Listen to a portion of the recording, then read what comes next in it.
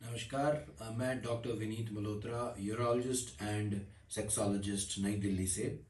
आज मैं गुर्दे की पथरी के बारे में आपसे बात करूंगा और गुर्दे और यूरेटर यानी कि वो ट्यूब जो कि गुर्दे को पेशाब की थैली से जोड़ती है उसके बारे में आपको बात करूंगा। जब ये पथरी यूरेटर में यानी कि इस ट्यूब में फंस जाती है तो ये पेशाब के रास्ते में रुकावट करती है और गुर्दे में सूजन कर सकती है। ऐसी स्थिति में इसका निकलना ज़रूरी होता है। आमतौर पर यदि ये छोटी पथरी हो तो इसको हम दवाइयाँ दे सकते हैं और कोशिश कर सकते हैं कि ये निकल जाए। अगर ये 6-7 mm से बड़ी पथरी होती है या 10 mm तक पहुंच जाती है तो ये रास्ता इसके लिए बारीक पड़ जाता है, ये पथरी निकलती नहीं है और फंस जाती है और फिर नुकसान करती है।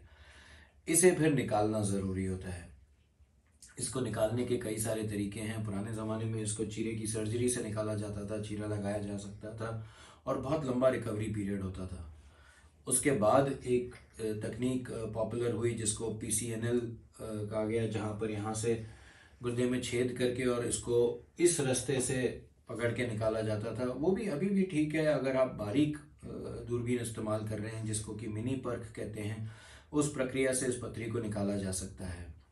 अब जो सबसे आधुनिक तकनीक है उसको RIRS या फ्लेक्सिबल यूरेट्रोस्कोपी कहते हैं और उसमें पेशाब के रास्ते के थ्रू एक फ्लेक्सिबल यानी कि वो किस्म की दूरबीन जिसको बेंड किया जा सकता है उसको ऊपर डाला जाता है और उसके अंदर से, उसके भीतर से एक लेजर की फाइबर, होल्मियम लेजर की फाइबर से इस स्टोन को क्रश करके क्लियर किया जाता है, साफ किया जाता है। 2 प्रश्न आज मैं जिनका जवाब देना चाहता हूं बिकॉज ये बहुत आम पूछे गए हैं, बार बार लोग पूछते हैं मुझे कि क्या लेज़र गुर्दे को ख़राब कर सकता है, क्या उस पर चोट पहुंचा सकता है। देखिए, ये चीज़ समझना ज़रूरी है कि कोई भी वो तकनीक जो कि ठीक से ना की जाए शरीर पे नुकसान करती है। तो इसलिए अगर लेज़र की फाइबर कहीं भी गलत जगह पर छुएगी या एम करके हिट करेगी तो ऑब्वियसली वो कोई ना कोई उसके ऊपर असर करेगी। मगर अगर हम, क्योंकि ये हम दूरबीन से देख कर रहे हैं, यदि हम देखते हुए स्टोन को फाइबर से टच करते हुए उसको ब्रेक करें तो ये समस्या नहीं आती और किसी किस्म का चोट या रिस्क नहीं रहता है।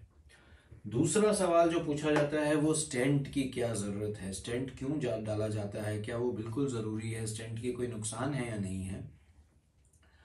अब क्योंकि ये रास्ते में रुकावट है और क्योंकि यहाँ पर स्टोन फंसा हुआ है इसलिए इस जगह पर सूजन या चोट और गुर्दे के अंदर काफ़ी सूजन बन सकती है। इसको नॉर्मलाइज होना ज़रूरी है। ये स्टेंट इस रास्ते को खोल देता है ताकि पेशाब इसके बगल से जा सके और जो गुर्दे में सूजन आई हुई है वो ख़त्म हो सके। प्लस जहाँ से हमने स्टोन निकाला है अगर उधर चोट बनी हो तो वो रास्ता अलग रहे और वहाँ पर स्ट्रिक्चर या सिकुड़न ना बने। ये जो फायदा है, इस कारण से स्टेंट 3 से 4 हफ्ते तक रखा जाता है इस प्रोसीजर के बाद, जबकि उसको निकाला जाता है।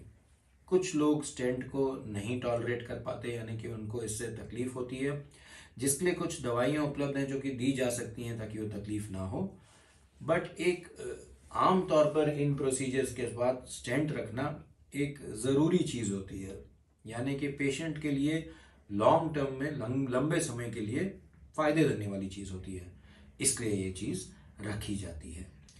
यदि RIRS, फ्लेक्सिबल यूरेट्रोस्कोपी, लेज़र से संबंधित या स्टेंटिंग से संबंधित आपके कोई प्रश्न सवाल हों तो हमारी वेबसाइट www.drvinitmalhotra.com या जो फ़ोन नंबर दर्शाया जाएगा उस फ़ोन नंबर पे हमसे वो सवाल पूछिए, हम आपके जवाब ज़रूर देंगे।